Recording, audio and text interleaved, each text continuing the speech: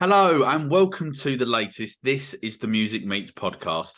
I'm delighted to be joined Scott Marsden, the man behind the outstanding Holy Coves, who have been one of my favourite bands of 2022 and who released their fantastic album Druids and Bards earlier in this year. As well as discussing the album, we will find out what Holy Coves have got planned for 2023, bands they've been listening to this year, and much, much more. Scott, thanks very much for joining us today. How are you doing? Cheers, Mark. I'm doing well. That's a really good introduction. Thank you. Great stuff. And I'm just wondering, obviously, because you're based in Anglesey, obviously there in North Wales, have you been impacted at all by this snowstorm and very cold weather that we've had at the moment? Yeah, well, Anglesey is kind of like an island just off kind of like Snowdonia. Yeah, So, and I live on the Holy Island, which is an island off Anglesey. So it's an island off an island, and we've yeah, got our own little climate here. So it's kind of, and we're surrounded by the sea. So we don't get much snow. Whenever it hits the mountains, we kind of skip it. But it has been cold, and it's only 20 minutes to the mountains, and it's covered with snow. Went up there the other day with the kids and the wife, and it was amazing. So yeah, yeah. so we get a bit of the best of the both worlds because we are expecting snow on the island next week. So hopefully in time for Christmas. Ah, yeah. That'll be very nice then. Very magical and Christmassy and all that. So yeah, lucky at the moment not to have had it, but yeah, as you say, it's where I am here in Southend in Essex. It's very very cold as well, and yeah, haven't had any snow, but yes, not too dissimilar to what you were just describing there, being by the sea. But obviously, as you know, here at This Is the Music, we like to sort of champion bands, like Holy Coves that are, like kind of like making their way a little bit, this year, on the new music scene. So kind of like across the last 12 months, sort of what bands or solo artists have really been, capturing your eye that you've been, yeah, I really like the sound of these guys. Well, to be honest, as far as independent music goes, we'd be here probably for about a week naming how many excellent bands there are and musicians because and I'm one of these as well. It's not just like what I like, it's what I know what other people like too. So when I'm sort of championing anyone, when I'm thinking about a band, just because I'm not maybe like that into them, it doesn't mean that they're not brilliant. At the same time. Yeah, So I'm kind of I look at so many bands, so many musicians, so many artists that they're just amazing. And even if I'm not into them, I know someone else that will be into them. So kind of my thing is like just spread the word on all this music. And if I don't like something, it doesn't mean that someone else doesn't like something. But I know if something's good. And yeah, the one band in particular this year for me is like the Heavy North. When I discovered them, I'm like, yeah, yeah, that's a real fantastic. band. Remind me, and I don't know too much about them because they're coming on. I'm doing an interview with them myself next month for Music Scene Wales, and so I'm going to get to know their story a little bit more. I thought I'd wait till then because it's all about the music for me. I'm guessing they've been around on the scene for a while, because of the quality of their music, I can just tell. And there's just something in that old school thing that remind me of when I started out with Holy Coves a long time ago, and the Lizzies was even before that when I was playing in Liverpool a lot. We were headlining like the academies and stuff like that then, and they just remind me that they maybe come from the same era as I did, but I'm not too sure. So I'm interested to find out that. Great band, great record. Listen to the EP as well, but that album they've just released, is it Electric Soul Machine? Yeah, that's Um, right. Yeah. that is a fantastic record. So for me, as far as England, that's my number one band that I'm supporting, and that they're my favourite band from the independent scene, and I like they're doing it DIY as well. It's like, and I know how hard that is myself. And then band from Scotland, Dictator. Do I need to say anything more? What a band! Yeah, Um, yeah, great boys as well.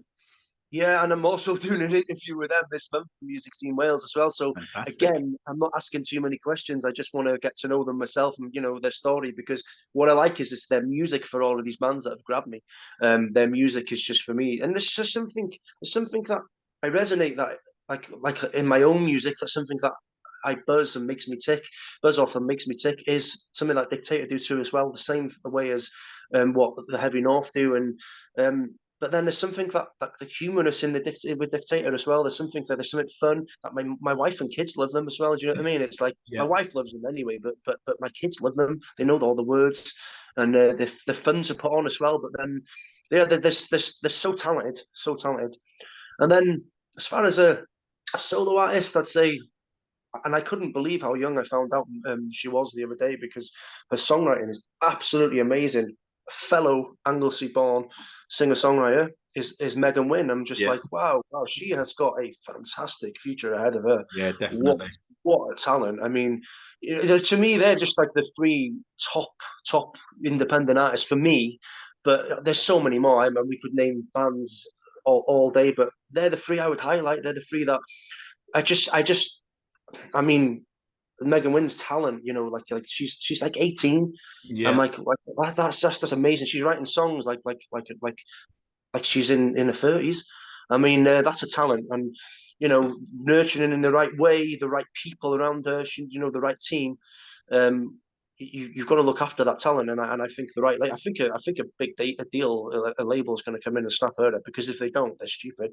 If I had enough money, I'd have her on my record label with a record, Yeah. but I just don't have enough money for it. It's as simple as that.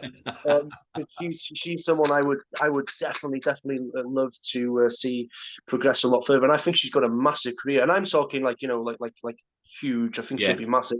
I Yeah. think Dictator will be too as well. I think that the sky's the limit for Dictator as well. And the heavy north as well. There's like that underground scene that can still break through to that that commercial thing as well. So they've got a chance. But I think is what's important is that everyone, like these bands and these artists that I'm talking about, they keep doing this independent thing, the DIY thing, because as long as you're in it, you can win it. Yeah, definitely. I mean, I'm a massive fan of all three of the bands there that you've mentioned, and we've had the Heavy North on the podcast before, Yeah, and they're a great set of lads, and got a lot of time for people as well. But after they've done their gigs and stuff like that, from what I've seen and witnessed myself, yeah, agree totally about Megan Wen as well, superstar in the making. And 100%. looking forward as well to seeing her later on, well, next year, I should say now, again for a second time, whatever it is.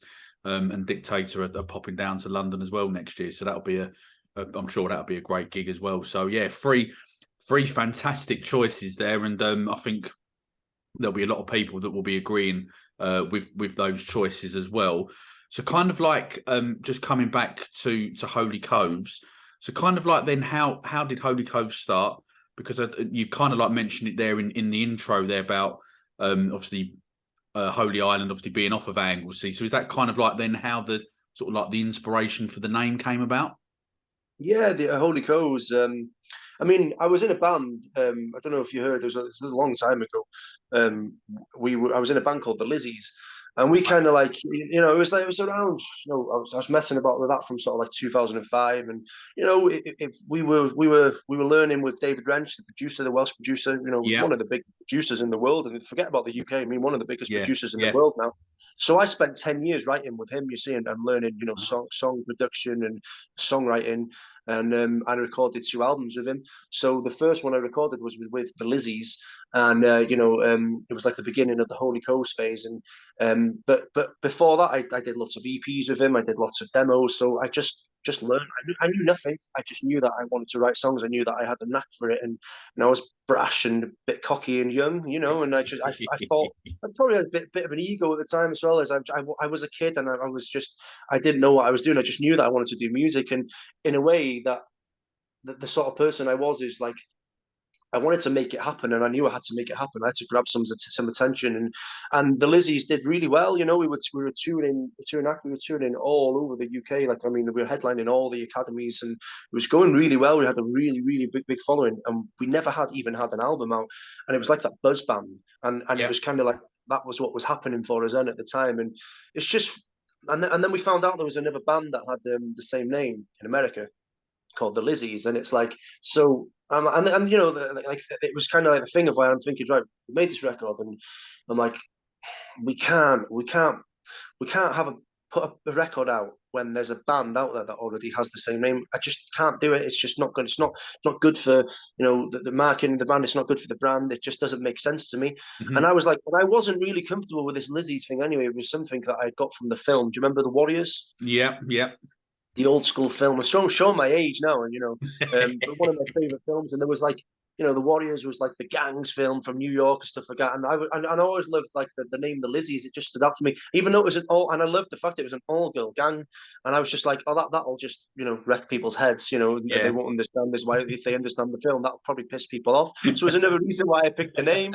But it seems to work, and people liked it, and that was my way of thinking then. But when we found out that we're in the studio and then we're making this album with David Wrench, and we've been developed for a long time, learning all we could. Went in from doing like singles and DPs where we didn't have a clue what we were doing to, really, really getting good at this, like, and getting Yeah. up doing loads of gigs. So we go in to do the Lizzie's album, which is, we end up realizing in there that, oh, okay, we're going to change the name. So we changed the name of the band in the studio. It's like it's never been anything different. It's like it's always my figure. I mean, it's like Little Yeah. Lizzie's, Holy Coves, whatever, Holy Coves, whatever I do. It's always been my thing. Like, but I was like, I need a name, and I also had been thinking a lot more about the name because when I said about the Lizzies and maybe kind of like it was just sort of something that grabbed me, that I maybe like the look of it. I like the pink logo and all the thing they got is, and I like the idea of something like black and that sort of pink thing. I just liked it. It was different, and I didn't want to look like anyone else, kind of thing. Yeah. So I kind of I thought of this idea of this name of, because I come from the Holy Island, which is obviously Anglesey. Holy Island is, you know, an island off Anglesey, which is as Yeah. furthest point west as you could go, with a gateway to Dublin Island. Right. Okay. So Yeah. yeah, so and the whole. So I liked the idea of holy anyway. I knew that it was going to have to be something holy, but I didn't want it to be Holy Isle or Holy Island. So I kind of thought, right, we've been thinking about it for a long time. We're in the studio and we just let it organically grow, kind of thing. We're going in day after day, wondering if anyone had any ideas. And I had this strong, everyone knew the holy thing was going to be a part of it. We didn't know how the holy something or holy. Do you know what I mean? It was kind of like we had Yeah. this for a while. We were just making the music. It didn't stop us, and we knew that we were going to come out when it wouldn't make no. I knew nothing would matter with the name thing because we hadn't released a record. We'd still have our followers or anything. But so then, yeah, we we had I'm not sure if we found, because it's so long ago now, if we found this book or we had this book in the studio, but it was an old Cockney slang book, Oh, right. Okay.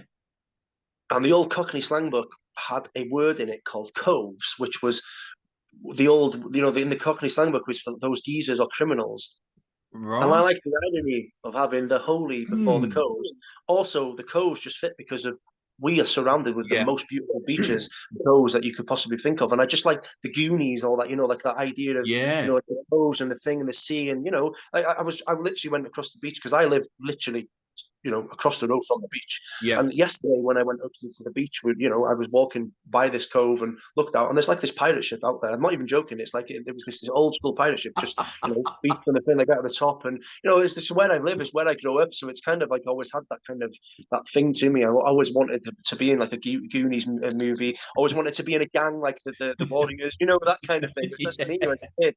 So yeah, I always wanted to be in a band, and it's kind of just the way I've always been. So yeah, so it kind of didn't change from the Lizzies and Holy Coast. It was the same thing, but we just obviously the name came, and then I just got at the time I was just with the name I was just the Holy Coast. I was like um I felt like I needed to sort of change.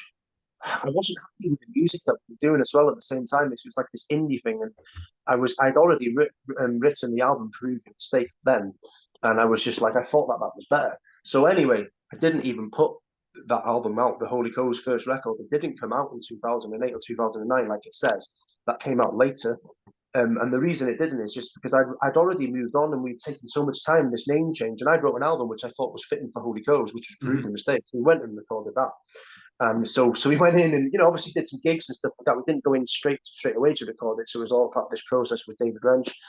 And yeah, we kind of decided not to release an Ismon, the record. We just didn't do it, and I still think it was a good move at the time because Holy Coves begun, and we got stuff that we didn't get with the Lizzies, and everyone says that. David Wrench as well, told me that I was mad not to release on Ismon at the time because of the buzz and stuff. And I agree with him to this day. It was a mistake because if we rode with that, we would have just instantly been back at academy levels and probably moving on to arenas by the time we got to Proven Mistake. It's as simple as that. But it meant that when we started Proven Holy Coves, meant that I alienated every single Lizzie's fan who didn't like the type of music because it was different. And, Yeah. and I respect that because people who necessarily liked the Lizzies back in the day didn't like the Holy Coves, and I kind of didn't. Well, Holy Coves, I didn't really want them to either. It's just the way I was feeling. It was just I can't explain it at the time. There was few like people that I had in the band that arguments and people coming and going, and I realized early on that it was always just going to be my thing, really. Right. So we did Prove a Mistake, and it did well. All the radio, everything what everyone seems to be posting about now, and they're made up when they get Radio 6, Radio 1, Radio Yeah. Wales, all that. We had all that off, everything in place with Prove a Mistake. It did well, and sadly, my manager and best friend, who's been with me from the beginning, he passed away. So when he passed away after we did the tours, because we grafted with Holy Coves for a couple of years before we did the record after the Lizzies, because it was like starting from scratch. Yeah, sure. So obviously, then you've kind of like touched on it a little bit there because I remember when we first got in contact, obviously because you said it's been about 12 years or so, hasn't it? I think between the second album, obviously, and Druids and Bards. So kind of like, why then? Why now? Why like after? Because that is obviously quite a long time, really, in between records. What was the thought process then in sort of deciding? Well, do you know what? I want to put, new music. I want to get back out there and start doing. Because I mean, it's clear to me listening to what you're saying there how how passionate you are for for songwriting and obviously for making music as well. Yeah, well, basically, when my manager passed away in 2012, it was after kind of, we grafted the Holy Coves and we've got it to a level where, the album comes out and we were back up to, and it happened a lot quicker than Lizzie's. We grafted our asses off to get, to even academy level and further. And we were kind of at a point where we were like, oh, where'd you go next? And we didn't really have a plan. We didn't even know what we were doing. We were just winging it because, we didn't know what we were doing. We were learning as we go. My manager was learning, my best friend, Singe. And when he passed away, it's like, and we've taken it to like, our last, believe it or not, the last show we did in 2012 was London Scala, and we Uperium, is it Uperium, or what's the one in Liverpool, the huge one as well, Uperium, or I'm not too sure. I've only ever been to one can't venue in remember the name Liverpool. of it, but it's that big venue anyway. So it's kind of like that.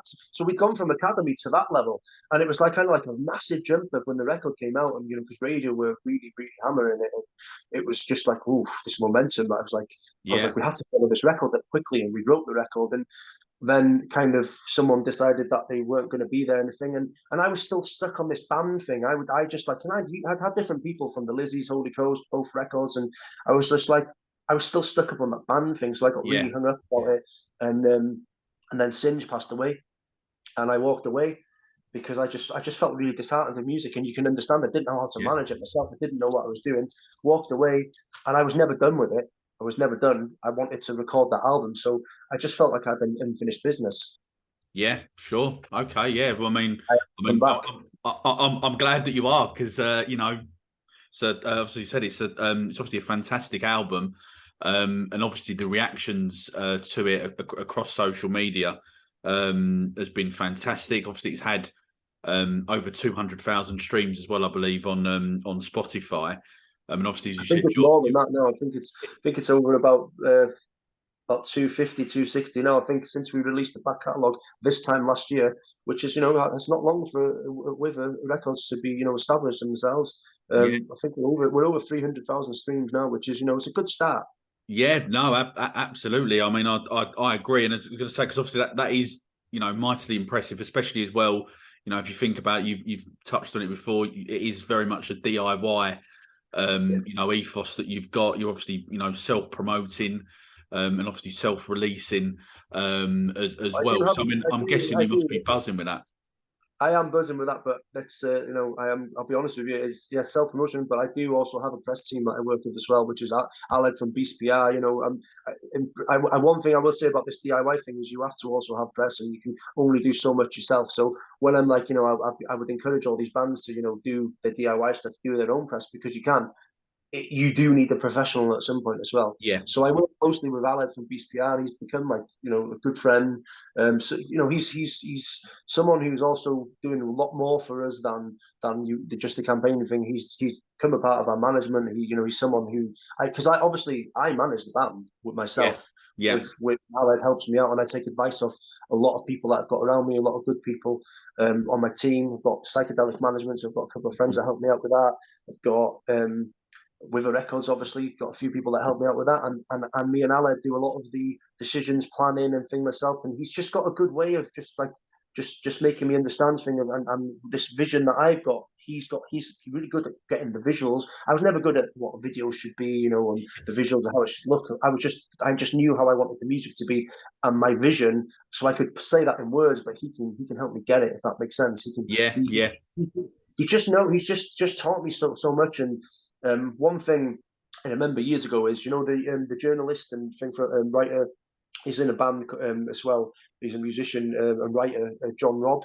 yeah, He's yeah, wild on the wall because obviously because I've known him a long time, and when I met him at a gig a long time ago, he was because it was I went to watch his band, and he obviously came to watch the Lizzies or something like that. I can't remember, it's such a long time ago, but I was remembering him saying to me then is you have to be able to manage yourself in this business. And so it stuck me with me that because especially when Singe passed away, it's like shit, I can't manage this band. So it's kind of I wish how I am now and what I know now. That I wish that I'd known that back in 2012 because you wouldn't have stopped us. We didn't even have any physical copies or anything. We were just going to do what I'm doing now. Is we took our time, we got the label, we see how it went, because this was going to define whether I was going to be able to carry on, or not.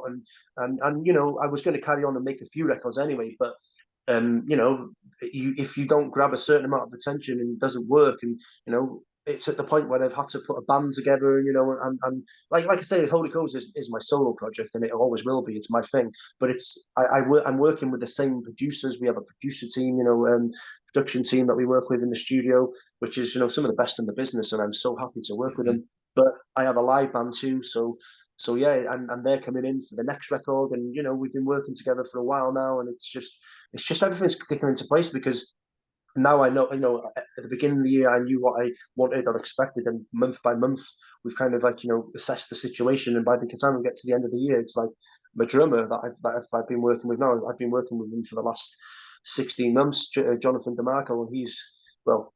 Jay DeMarco, but his real name is Jonathan. And we were having this discussion. What are you going to be called, Jay? When you get announced into the band. So I think it's going to be Jay. So maybe that'll change. We don't know. But yeah, so he's been with me, the drummer, for the last 15, 16 months now, and yeah, something's become a good friend of mine, and it's kind of like I like that. That's what I want. I want a band to take this forward as well. So I'm bringing in, and also I'm not looking for people to just session and finish guys because I don't need anyone because I'm a producer myself. So me and Joel yeah, Lawrence put the last record together. He's from Gorky's Psychotic Monkey, one of the best musicians I know in the business, one of the best engineers, producer. So I've worked with him for Druids and Bards, and we're keeping the team together. Oz Ginsberg as well. Great producer, one of the best musicians I know. He's a producer on it as well. Spike T. Smith played with Modesty the Damned, New York yeah, Dolls. He's a lot older than me, and these are some of these musicians that I wanted to work with when I was a teenager, kind of thing. And he's a yeah, legend from the same town that I grew up in on Holy Island, in yeah, Holyhead. And so for him, he used to watch me in the Proven Mistake area and come and support me in London and stuff like that when we were at Scala. He was at the last show, so he was like, as soon as I came back to music, he was like wanted to work with me, and I was like, wow, because I asked him, I wasn't sure if these people would work with me, and kind of everyone I asked to work with me wanted to work with me, so that was a compliment it made me realize yeah. how good the Even Mistake was, and obviously I think that helping working with David Wrench helped me a lot as well. Yeah, yeah, definitely. I mean, it's obviously it's fantastic to hear. There's obviously a kind of almost like a who's who, if you like, of the Yeah, music industry there, and obviously it must be a massive like confidence booster that people are going, hey, I want to come down and do some stuff with you if you fancy it, and obviously it's great to see, and I think as well that you can hear on the album the quality of the production as well. Obviously, I know we're talking about the DIY stuff, but obviously you have got that professional bit on it, and I think you do, that does definitely come across, across the album, and obviously just kind of like on that, it is obviously the songs are quite personal to you. Would that in like sort of almost like based on like life experiences and stuff like that? Would that be like fair to say? Do you think? Yeah, it's fair to say, but I'm just gonna remember two more names about the production side of it as well, because if I forget them, then I've even made some notes here because I've done a lot of podcast shows in this last few months, and I'm like, shit, I left one person out, and I know this time, so each time I got someone else. So obviously, as well as part of this, and this is a team. This is the team. This is only goes we thought this is going to change. Yeah. Eric Woodward from the Black Angels, he produced Directions to See a Ghost. And I was put onto him by David Wrench, obviously. He's one of my favourite producers. And I was like, David Wrench was like, who do you want to work with, Scott? And this was about 5 or 6 years ago when I did the Scars solo EP, which, was to make this record. So I was like, well, this guy, Eric Woodford, and got in touch with him, and he was like, yeah. So I've been working with him for the last 5 or 6 years, and he mixed the album over in Austin, Texas, in his studio. So so he's also obviously staying on this as well. Jason Hughes, who played a little bit on, played a lot on stuff on the Lizzie's Ernest Mon record. And also done some bass on this last record. He's not a part of the production team, but he does some sessioning every now and again as well. Yeah. He's a great musician. He won't be working with us moving forward because we've got this team thing together, and we're trying to make sense of that as well. So it's nice that I've been working with Eric and John Lawrence for like 5 or 6 years now, and I've been working with this group, the rest of everyone else now for it's going to be on the second year now, which is that's a team. That's what I wanted to move forward. So that's not going to change. So what was it that you actually said then after that? Because if I missed these out today, I would be really disappointed in myself because I'm like, I've wrote some notes. If I didn't do that, I would forget. So what was the question? Sorry. Well, we've got there in the end, and I'm sure that they'll appreciate this time that you have managed to remember them. But the obviously on Druids and Bards, like the theme of the album, it kind of like seems to me that it was quite personal in places, knowing like the lyrics and stuff. Would that be a fair thing to sort of say? Yeah, I mean, it's very personal and it's very fair. It was a very, very, very difficult record to write. I mean, it was tough. It took me to some places I didn't want to go, but it also was therapy for me. It got me over things. It helped me to write this next record. It's like, and one of the reasons that when I stopped as well, because my manager, he was at one point a heavy alcoholic before he got involved with us, and he died through addiction. Basically, it's an overdose through tramadol, and it was something that stuck with me for a long time. And I fell into addiction myself like 5 or 6 years ago, and I've been in recovery now for years, and it's like it was a difficult place to go to, and I realized why I was kind of in addiction and why I was the way I was, because I was trying to lock out things and block out things, and and it things that maybe I should have dealt with a long time ago. It wasn't, not everything was difficult. I made it more difficult as well. There are difficult things, but then there's also just normal things that when you're in addiction, you can't deal with. Like, I've read a lot of the reviews, and I'm not telling people what this album's about. They're like, oh, this is about, and they get it. Like, some people are saying severe drug addiction, dealing with, which was quite heavy for me to read, and like dealing with a troubled relationship while going through heavy addiction. It's like, it's not all about that. It's like, it's like, but yeah, the everyday things become a lot harder when you're in that. So like an addiction hand in hand with a relationship, they don't go. So it was difficult, but yeah, it was writing about so much of my past, so much of the heartache, so much of the past, really, that I hadn't dealt with. So I basically dealt with it on the record, and I was dealing with it like therapy, but also I had a lot of light in my life, and I was happy, and I made a lot of sense of things. So it was like I banned on Previous Mistake, Happy Choruses. I made this, when I made that album, I was like, I don't want to be happy, because the Lizzie's album, which is the Holy Ghost first record, which is Ernest Mon, we released later. That came out later. Right. And it was happy, and it was all this like chorusy stuff. And we released it after, when Singe died. We decided, that we were going to release their album just out of respect for him. So that came out a bit later. But so people got to listen to that record kind of afterwards. But because we Right. weren't as active, people didn't get to hear about it so much. So when I re-released it again now, people probably don't even know this story. So the Lizzie's Ernest Mon record was released. Was recorded in 2008. Should have been released in 2009. We released it, a while back now. But when I released all my back catalogue on with her last year, it kind of, I didn't get the chance to sell this story. Great stuff. And kind of like, when you look back on Druids and Bards, was there a song that was kind of like, maybe because of the meaning behind the song and what it meant to you? Was there one that was like in particular that was quite difficult to sort of record, and to sort of, I guess, like to lay down the track type of thing? Do you know what, they were difficult to write. They were difficult to Right. write. So I was struggling with, when I knew some of the stuff I was going through, because I've been writing this album for a long time. It felt like I've been writing my whole life. So yeah, it of course is very, very, very personal. But since I started music, it feels like, well, I have been trying to write this record, because I was really disappointed that I couldn't write this record when I did Ernest Mon. That's one of the reasons I scrapped it, by the way. Ah. Because I was just like, I wasn't happy with it. Same Proving Mistake. I was like, it still wasn't. I knew I wasn't capable of writing this record now, so I went and did something different. Right. It's like, when I was writing this record, it was the point of when I was writing the songs that was difficult. It was really, really hard.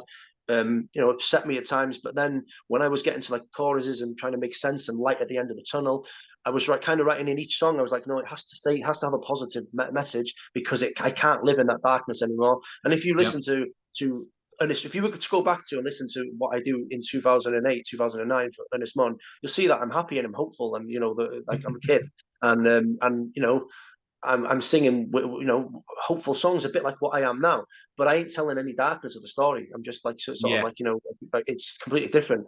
And then in but then I am in emotion, but I'm doing it in a different way. I'm maybe not as blatant of how I'm trying to do this record. But Prove Your Mistake, I'm just in the darkest place ever, and I am in addiction, and even then, but I don't realize it, kind of thing. It's Yeah. Yeah. it's got me, and like and I am just, when you listen to that record, you can hear it, and without that addiction, I couldn't have wrote that record, and I still stand by it. It's one of the best records out there in that era. I am, and don't forget, I both of those records were made with David Wrench. And he produced and mixed both of them. So it's kind of like, like you name me any artists in the world that have made two records with David Wrench, and a few EPs and singles. None. There isn't any out there. And so yeah, it was a difficult time, writing the songs. It wasn't so much of when I was in the studio, because I'd made, light at the end of the tunnel, and I was trying to convey this message across where I could connect to the difficult part and the verse, Yeah. because the verse is kind of like in the bridge, there's like that darkness in the story, but then the chorus is always hopeful. So I learned, and also I was spending in that time off, from the decade. Don't forget, I did the EP 5 years after 2012, and then I was working on this record. So it wasn't like I was doing nothing. I was writing. Even in addiction, I was trying to become a better singer from the first record to the second record. So I decided that I wasn't ready to do another record. So I wanted to take 5 years out anyway. I was that, after I didn't do the follow up to Holy, to Prove Your Mistake, which we'd already written and we were just about to go and do. And I'm like, if it doesn't happen, it doesn't necessarily mean that I'll record that record. So I Mm-hmm. didn't make the follow up to that. So yeah, it was difficult. It was very difficult, but not so much in the studio, because I'd learned how to perform it, how to connect, and you'd believe me. So it was kind of a lot easier in the studio. I went in there, and it was just like, nailed it pretty. I knew exactly what I wanted to do. I did a few takes where I was like, okay, listen back, and I was like, and I knew how to convey the vocals. I practiced a lot. I mean, I spent a good 5 years just learning to become a better singer, a better, much better, a better songwriter first and foremost, just because that's all I've been trying to do since I was 15.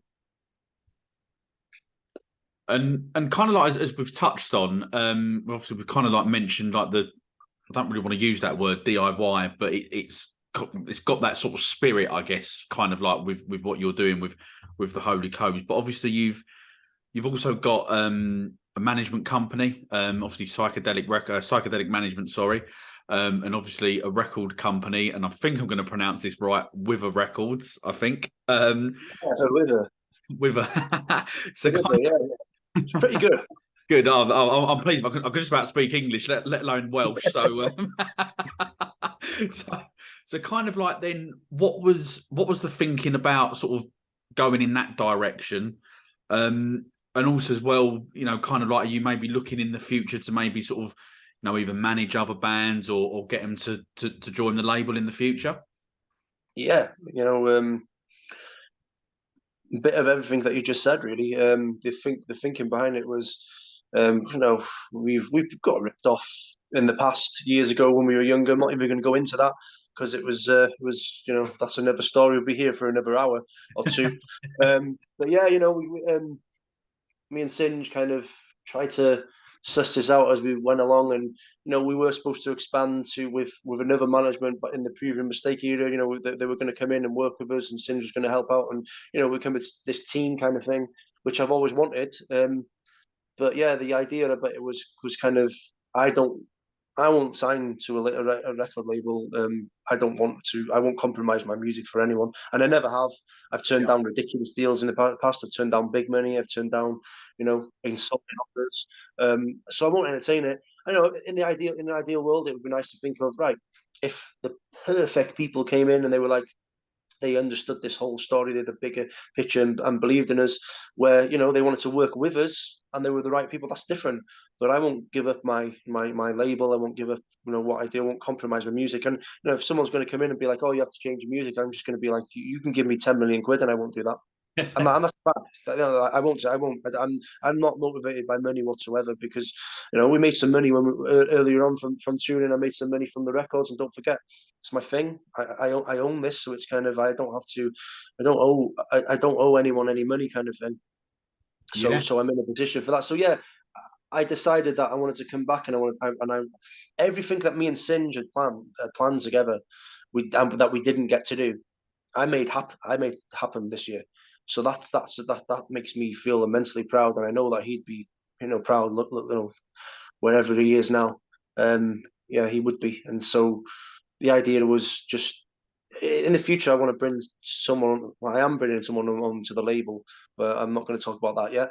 But yeah, I would like to bring, I'd like to bring a young band, develop them that get to work with our team, the producers, and we're building something here in North Wales. We are, and it exists now. It's not just this idea that I had, 20 years ago, 15 years ago, and yeah, the idea is all what you've just said to do possibly bring someone in that male, female artists, a band, and yeah, that's the dream. But it's got to be established mainly with Holy Codes at the moment, because it's working, and until it is, there's funding out there, there's things, there's a lot more we can do, and we've done a good job in it in 12 months, and Mm. the management side of it as well as management team is myself. My wife. I also, I'm doing a lot with because I started the music scene Wales Yeah. a long time ago, and so I've got big plans for that. My wife's the editor for that too, so it's just a team of us all helping each other out and working, and that was always what me and Singe intended. Yeah. This independent network. I wish that this network existed when there was a lot of people against each other. Camden was the worst place of it, because when we did the Lizzies and Holy Coast thing, London we concentrated on, and we kind of snapped it down there. It worked, and they were the worst for that. It was like this big clicky thing, and God, no friendship in bands around then. They all hated each other. It was all this thing, so we just rebelled against it, and we were like, well, fuck you. We ain't going to come and play. We're not even going to play with any of you. We'll just do our own thing. So it kind of alienated us, and it took me years to find the like-minded musicians that I'm still friends with to this day. I found them in the end, and we just like same with the North Wales thing. It was a clicky thing. We never got let into that. The BBC thing, like don't get me started on them. I'd be ranting here all day. I'm just like I'm just not a fan of how they treat some of the best musicians that I know in the business. But yeah, there's good people on BBC as well that have supported us, and I like that. But just as a whole, I don't like the way that it's run and the clickiness of it all. It's just bullshit. Middle of the road music doesn't make me tick at all, But then there's good people in that, and I mean, Loud and War are brilliant. I mean, what they're doing there is it's kind of like the idea I've got for this, music scene Wales. I'm thinking is like, oh, we're going to do this podcast radio thing. We're going to, we're media, we're everything you can think of, live shows. We're going to do that. So that's also a part of this management thing. Music scene Wales. We've got big plans for this. We've got a lot more writers that have joined us.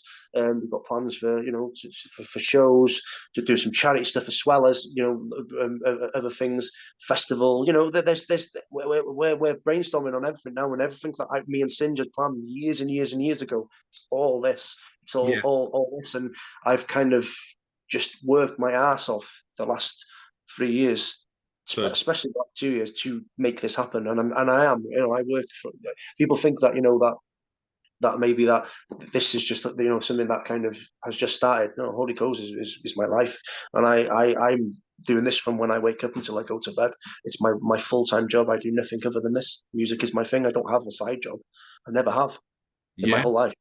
yeah, sure. And as you say, I mean, it certainly sounds like a really exciting time. And obviously, as you say, it's sort of all just starting now to sort of like fall into place type of thing. And It feels like a good starting point. yeah, Like it feels like that, because don't forget, it's like I'm starting again. It was like the Lizzie starting again, prove a mistake. And I remember like example is I remembered the name of the last Liverpool show that we played in 2012 when it was breaking through after Prove a Mistake came out because it was doing so well. Was Olympia. That's a massive venue, isn't it? yeah, Liverpool Olympia. right, It was there okay, in yeah, Scala with the last two gigs that Holy Ghost played. On a big tour.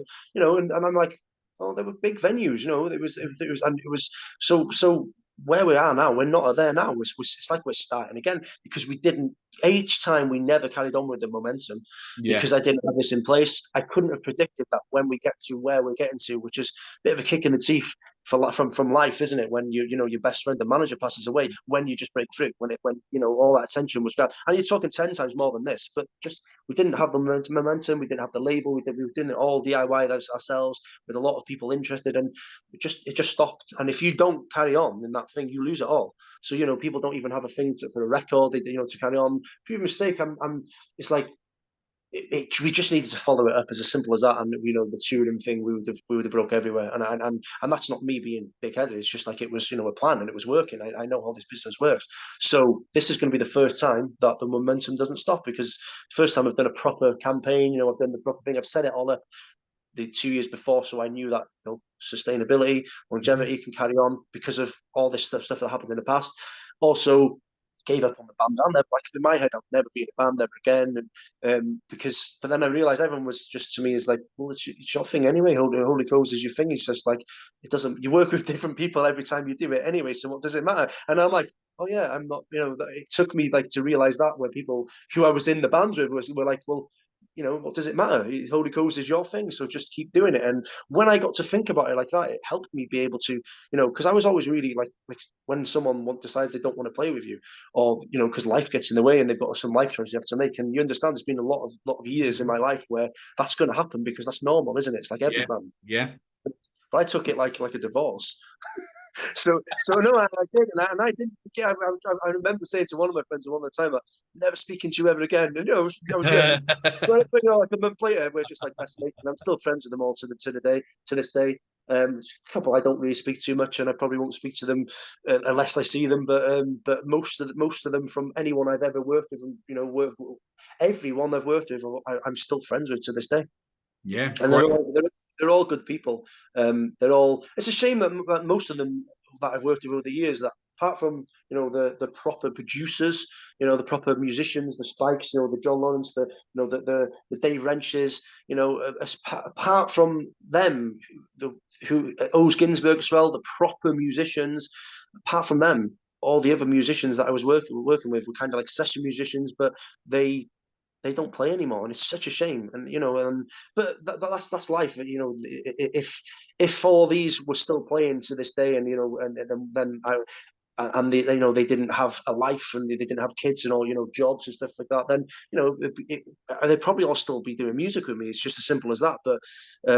But yeah, it's just a shame that none of them are still doing music anymore. I mean, I think Jason still does some of his own stuff, but yeah, I don't really speak to Jason that much these days. He's doing something with his Painkillers, which I really enjoyed as well when he did that last record. But I just wish that all of these musicians that I've made music over the years we're still doing music, because they're all fantastic musicians. And that's one thing I'd like to get across as well, is that I am thankful for every single person I've worked with in every era, and I appreciate every single note, anything they've played, anything they've contributed to, every song that they've played on, everything that they've jammed with me, every gig they've played. I appreciate every single one of them. Great stuff. Fun enough, you just mentioning the Painkillers there. I was in touch with him, Jason, earlier on. Well, actually, about an hour or so ago. Actually, he's obviously released a new single, and yeah, as you just said, fantastic musician. So yeah, great. I guess to see that he's still doing bits. Yeah, I'm happy that he's still making music. That's good. Yeah, absolutely, and kind of like then moving away then from the studio. Obviously, you're playing down in Cardiff. I think it's the Moon, isn't it? In early part of the year with the This Feeling Big in 2023 series. I mean, obviously everyone knows what they've done for the new music up and coming scene and stuff. So kind of like, how excited are you being part of this sort of lineup? And because I think there's you and three other bands. Am I right in saying on the bill that night? Yeah, and I don't know. Obviously, when these get announced, it's kind of like I didn't know who the bands are going to be, so I don't know the other bands, obviously, and I will get to know them. But what's better than watching a gig to get to know a band, really. So I don't necessarily know about the other bands I'm playing with, but that's the beauty of it. And I think it's funny as well. This Big in 23 thing is like it's helping these like new up and coming bands. We're like, we've been around forever, but it feels like, but I suppose for everyone else, we're a new band as well. People who haven't heard us before, because we are. It's as simple as that. It's the first time you hear someone, you're a new band. So I'm really excited to be a part of it. We're going to be doing quite a few things with This Feeling this year, which is, I understand what they do for. I've been looking from the outside, obviously, in and on everything and what I think could be good for us. And there's a lot of opportunities for us this year. We're going to do mainly. We're going to be concentrating on this next record, because we're recording the next record.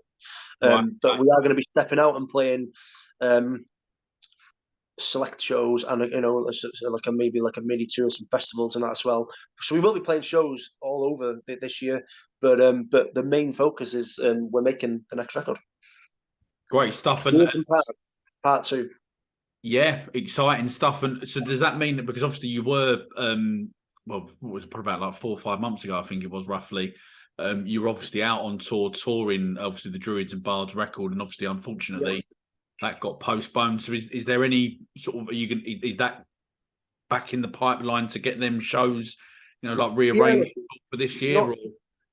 Not all of them, but most of them we will just be scattering, and like rather than going to play them all as a run thing, but that not all of them, but they will. We do plan to go and play some of them, but obviously I'm not working with the same promoters and that as well. Kind of, I'm not going to go into that either, because at the end of the day, it's just one of those things.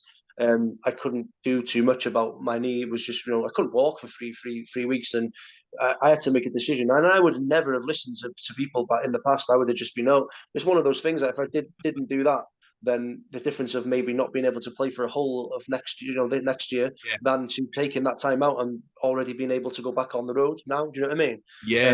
Definitely.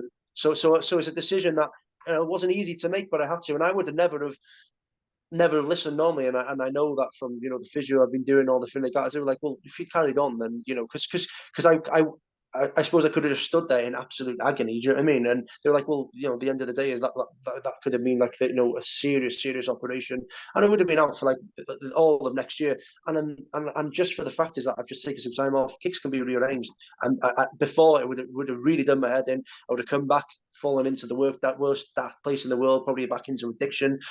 But I'm not there, so it's worked out for the best, really. So we are going to be doing the areas mainly Not every single one of the exact same shows will be rearranged, but we will be going to play most of the areas. We're going to concentrate more on specific areas that we've, got a plan to work with now. But yeah, you will be able to see us in North Wales, Mid Wales, South Wales. You'll be able to see us in, I would say, London, Manchester, Liverpool, back up to Scotland, Birmingham.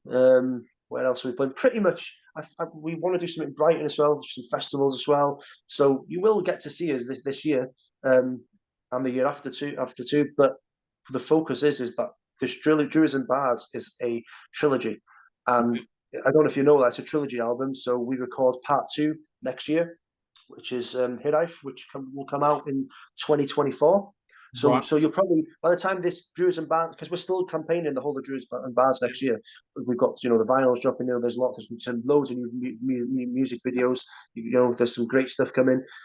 So yeah, so we're working a plan, and then but you will probably get a new single from the album towards the end of next year too. Do you know what I mean? So Right, carry on the okay, campaign, and then the year after that we're recording the album Gogs, which will come out, which is kind of like the Welsh word for Northerners up here.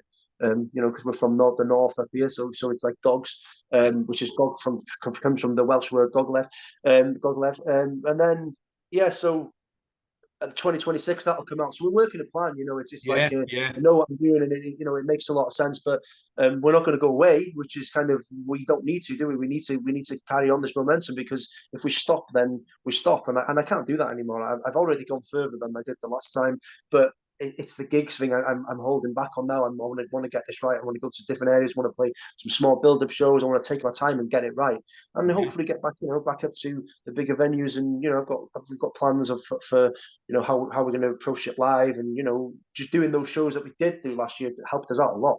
They were good, but where we can improve, where we can make the show bigger. Yeah, because I did some of it as a trio, going to be coming out as a 4-piece this time. So it's kind of, Okay, right, yeah. it's all, in a way, whatever happened last year, I can only look at it as positive. This year, sorry, as positive. Yeah, it's I'm looking forward to this feeling a lot. I think I like what they do, and I feel like that. Yeah, like working them will be good. And we're going to be working with some other promoters too, because I've had a few offers of things. So I'm just seeing what we're going to do for this feeling first. I'm going to see which ones we're going to go and do, and then obviously going to go and play all these areas like we spoke about. Wow, sounds like it's going to be an exciting, well, good sort of 4 years or so for you boys, and or for you, sorry, I should say. So, yeah, looking forward to seeing what is coming out, both like live music and obviously with future releases from the studio as well.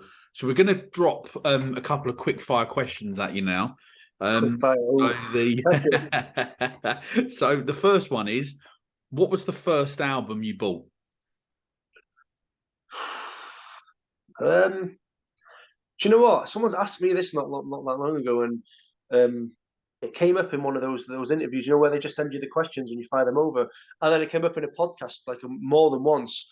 It's obviously like one of those questions, isn't it? And I didn't want to say it then, because I was a kid, and like it was like I was with my auntie, and I didn't know anything about music, because I didn't grow up surrounded by music, believe it or not. It was like it wasn't until I was a teenager, like sort of, when I really got into music. I was 14 when I got into bands. I just wasn't surrounded by it. Yeah. And I just remember being a kid, like really, really, really young, and just liking that Ace of Base tune that was out at the time. All that she wants is another baby. It's nothing cool. It is nothing cool. It was just, and I'm going to admit it, because it was just like I was a kid and I liked the song. And I mean, I was really, really young, and I was a kid. Okay, I wasn't a teenager. And it was just, my auntie was there, and it was kind of like, I had some money. She's like, "Oh, Joe, do you want to buy your first record?" kind of thing. And I was like, didn't even understand what that meant. Because if I could pick now, then it'd be I'd just go straight away and buy like a Doves record, or Spiritualized, or something like Smashing Pumpkins, something that that I'm passionate about. But yeah, I didn't know anything about music. That changed by the time I got to my teens, obviously. But that was one of the first.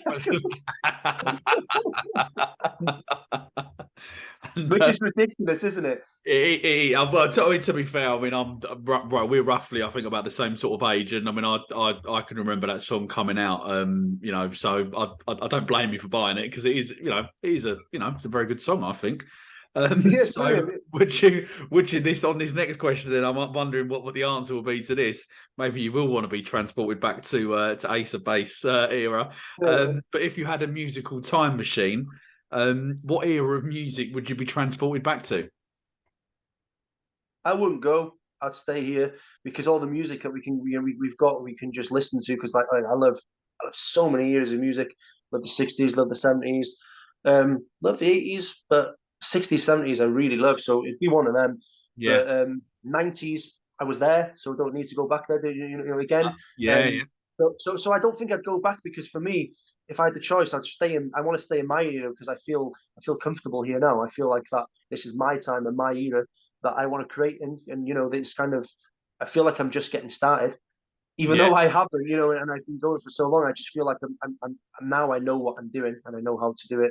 So I would stay here because I can go back to in that time machine just by listening to those amazing records now. Sure. Oh, fantastic answer. No one's ever answered that one before and put like that one before, so I'm pretty happy with that answer. And if you could open a gig for any band, who would you choose? Any band, Yeah, um, any band. Well, first band like really, really, really connected to massively was Doves when I was younger. I'm a fan of them. Speak yeah, to Jimmy on Twitter. He's got like a private thing, the guy. So unless you kind of know like some of that Manchester circle, what you do, then you won't see him on there. He's not there as a thing. But I speak to him, on Twitter. He comes and goes off it. I know that he was struggling himself, and that's why they haven't gone out on tour. And that's the first band that resonated with me, and I just loved them an early age. And then so I'd say someone like those would be special to me. But then Smashing Pumpkins, as I got older, when I was sort of 16, 7, no, 17, 18, Pumpkins for me, just like the first 3 albums, 4 albums, wow. I mean, they shaped me musically, so that would be another possibility. And then Spiritualized. I mean, Spiritualized are one of my favorite bands in the world. I wouldn't mind opening up for them either.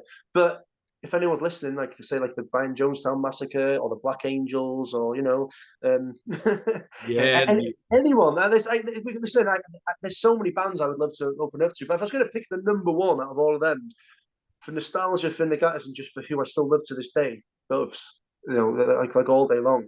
And then second was Smashing Pumpkins, because, and you think about this, how much bigger Pumpkins are, yeah, stadium wise for Nagatas. I'd still pick Doves all day long. I'd be like, oh, no money in the world would make me change my decision on that. It's or I'd love to just support them both, obviously, but Doves would be my pick. yeah. The Dove's a fantastic band. Yeah, Amazing band. great choices. And funny enough, they were actually the first ever gig I went to. They were actually the support band. So kind of strong memories there Yeah. for myself as well. So, what would you say is the best sandwich filling? I just like kind of like burped as you said that then. Excuse me. Um, well, this is when you've got me now, and like where, I'm actually vegan. I don't eat any animal products whatsoever, and I Right. just won't. I have done for a long time, and I don't want to go into all that now. And everyone's like, "Oh, Scott Marsden's let's not listen to his music." I'm like, I don't give a fuck if you don't like I'm a vegan, or if you listen to my music or not. I mean, Yeah, I yeah, like. I know I want people to like my music, but I know certain things like you maybe shouldn't say Ace of Base, shouldn't say I'm a vegan, but it is. I'm not. I'd yeah, rather just keep it real. It's what I am. So me for the moment, favorite sandwich filler, because um, God, I eat a lot of hummus. I use a lot of hummus as my sandwich filler at the moment. Is that kind of is my go-to thing. So, and I know I do make some amazing sandwiches because I do all the cooking at home as well. But yeah, I don't eat the traditional sandwiches like what most people eat, and um, I used to love a tuna sandwich. yeah, I used to love a cheese and onion sandwich, a cheese and pickle sandwich. yeah. I'm more of a cheese man. I used to love a cheese sandwich. So, but vegan cheese is just not as good. So kind of it's getting better. It is getting better, but I'm not going to eat something that is shit and horrible and disgusting compared to something that was all right. I do miss cheese. I'll be honest with you, but I have my reasons. My whole family's vegan. My kids, my wife, and everything. It's a family choice, a life choice, and yeah, it's my favorite sandwich filler at the moment is hummus and I make all different types of it. It's not just like a plain hummus. Sweet chili. I have a thing like that where I make like a kind of like a balsamic kind of um, uh, um, version of it with like a mayonnaise and like seasoned a bit like a tuna sort of flavor, but it's not tuna flavor, just like with the balsamic vinegar. Do you know what I Right. mean? It's kind of Okay. Yeah. that's my Yeah. go-to now. That's my go-to. Okay. Great stuff. And if there was one thing that you could change about the music industry, what would it be? Uh, I mean, yeah, just the record labels, as in um, half of the bands out there. I mean, I wouldn't change it because I kind of like the fact is that these record labels push the worst music that you could possibly think of, and they haven't got anything on half of these bands that we've spoke about or thing, and they get to they get huge, and I'm like, and I understand that because I've seen things grow, and I've been in a position where I've seen how you can say something just off a buzz. I've done it myself, and it's like which makes me realize that as well is like we're kind of some people are just being tricked into this, aren't they? And I would change the fact is like that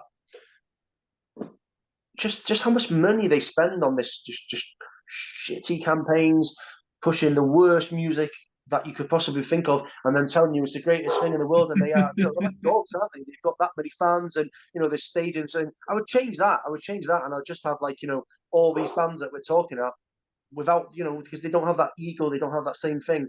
They would just be cool as Yeah. fuck on stage, cool, real people. And I would change it where they were in that position. It's like Coldplay. Can't stand Coldplay. Not my thing. Whether you like them or not, I'm just like, sorry, one of the worst bands ever.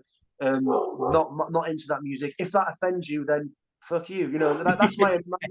opinion. No. No. No. And also, Definitely. if you like it, I'm not going to turn my back on you because you like Coldplay. I'm just like, I just probably won't have much in common with you. Yeah. That's the Yeah. way I look at it. That's what I find. But I would just change that. These bands at the top that are just absolutely rubbish are huge. I would change it that these bands that are, and the independents were huge instead of them.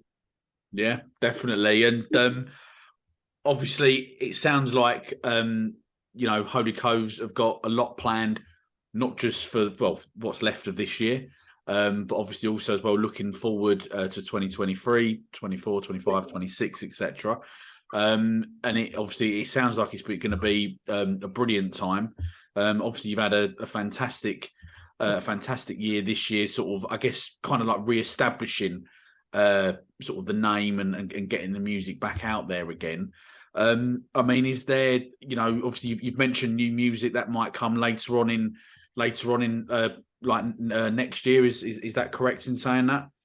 Yeah, that's the plan. I mean, obviously we've still got a lot of because don't forget Druids and Bards has just come out and got to give people the time to hear it. So we're going to campaign it all next year. There's a new music video, and I'll give you an exclusive to Grey. The new music video for Grey drops in January. So can you hear my dog? I can, yes. He's loving it. It's nice to know that someone else is listening. Yeah, I think he might have heard you or something then because he doesn't like something. Now, what it is, I think he's just got this hole at the back, and he hears the cars coming. I was really, really protective of the family, but yeah, the plan is new music, but we're going to be recording that next year, and then probably towards the end of the year you'll get a single from the new record.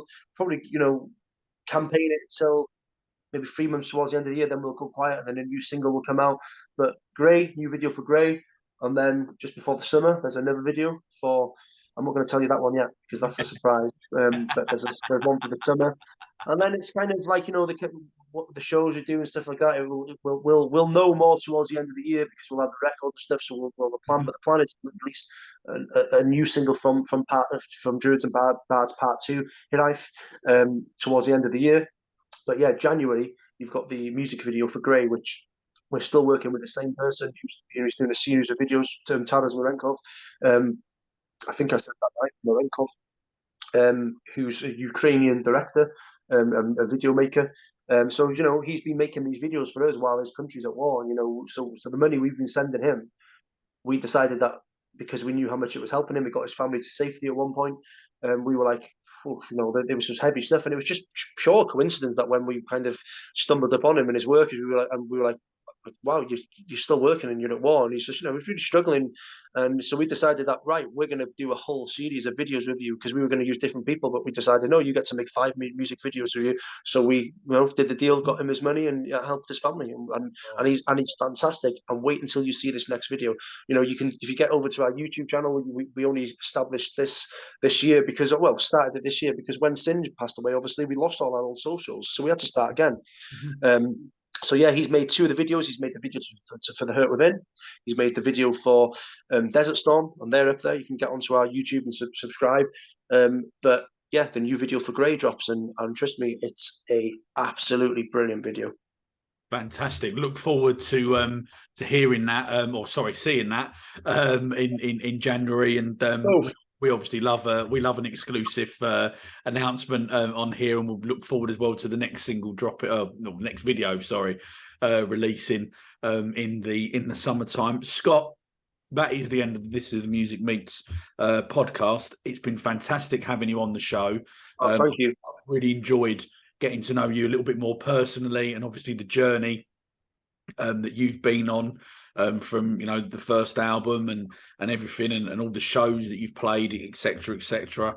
And obviously the latest album, Druids and Bards. For me, it's one of the albums of the year. I appreciate that. For me, it's the #1 album of the year. I believe that every band, if you're serious about your music, then you all think that. Anyway, it's like a boxer. That mentality is, you are the best, aren't you? But for me, nothing comes close to that album for production, and it's just, but I just appreciate that people like it, and we're up there and being talked about as one of the albums of the year, and we're on some of these lists. It means the world to me. Yeah, great stuff. Just before you do go, can you obviously mention YouTube, but what other social media channels and platforms can the listeners find you on? Well, just get us on Twitter, Facebook, Instagram. We might be doing something with TikTok soon. We're just trying to suss that out, but because I realize how good that platform is for music as well. So it's something we're tapping into as well. But yeah. But you can also follow Scott Marsden on thing. You can follow Holy Coves. You can follow Scott Marsden. But with the records, we're on all of them. Music Scene Wales too.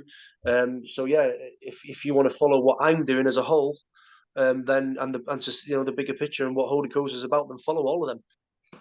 YouTube too. Great stuff, and we'll obviously include some of them links in the episode bio as well to make it a little bit easier for everyone to go and check you out. All that is left for me to say is thank you to everyone for tuning in to the This Is the Music Meets Holy Coves podcast. We wish everyone a happy Christmas, and we will see you all again very, very soon. Thank you very much. Thanks for having me, Mark, and I really appreciate it.